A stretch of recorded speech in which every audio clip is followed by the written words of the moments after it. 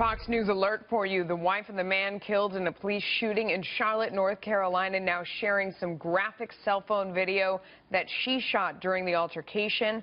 Fox News just now getting access to some pictures from that footage. You can see Keith Scott on the ground after the shooting with police around him. Let's talk to our panel. Greg Jarrett is a Fox News anchor and a former defense attorney. Eric Guster is a criminal defense attorney. Greg, we were talking about this during the break. We've both seen the video. What's your take?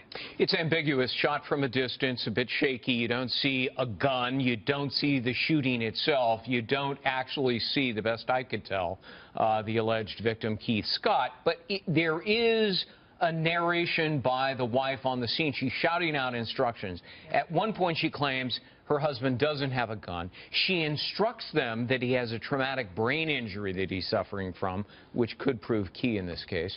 And finally, she keeps saying over and over again, don't do it, don't do it. Yeah. Is she talking to her husband, don't do it, as if make a threatening motion? It's hard to tell. It is, although I think there's a point where she says, Keith, don't do it. I mean, it sounds like she's talking to him. It does. I mean, I watched it 4 or 5 times, and it just, Eric, what's your impression? And a lot of it depends on what her narration is. What she's saying, she told her husband, don't make them bang out the windows, which indicates that they may have been trying to enter the car. And they also told her, just like Greg said, that he has a TBI, he has a traumatic brain injury. He just took his medication, she says. Right. Yes, which could indicate some type of mental health issue that the police have to be trained on how to deal with those things. So, and we've had several cases where mental health has been an issue with police interactions, and if they did not do this properly under protocol, then they could be in trouble. Greg, one thing that strikes me is the amount of time that goes by. I mean, it's about 2 or 3 minutes where she has run back and she's getting, I believe, a cell phone charger or something for her phone. She comes back. It's this instinct that we all have now, that when something's going on, you grab your phone and you start recording so you have a record.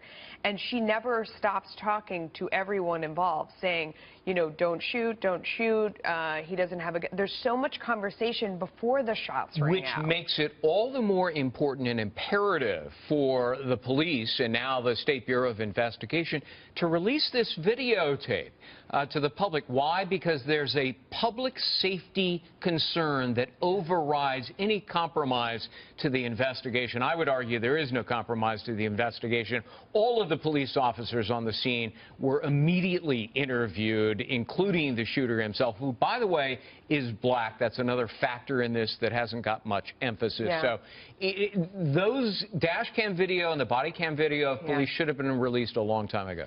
Eric, you know, watching this video, it was amazing to me, something that the police chief, a lot of other people have said, that it creates more questions than answers, and I really felt the same way watching this. I almost had it was less clear what had happened. How do you sort through all of that? That's why we need everything. It's very interesting that the police chief said we're not going to be totally transparent, which the public wants transparency. Remember the Laquan McDonald shooting in Chicago, where the chief said, this is bad. I'm going to let you all know it's bad, and we're releasing it at 8 o'clock.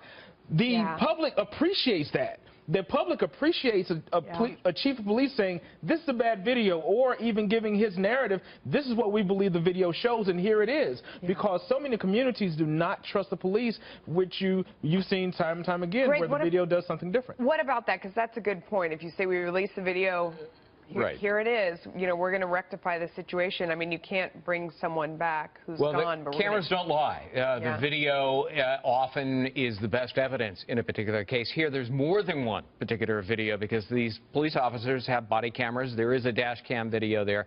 It's interesting that the chief of police, Kerr Putney, originally said, this is a justified shooting, the videotape will prove it. Then all of a sudden he's hammered yesterday during a news conference, backs off and says, well, the video doesn't actually show a threatening move, and that's key.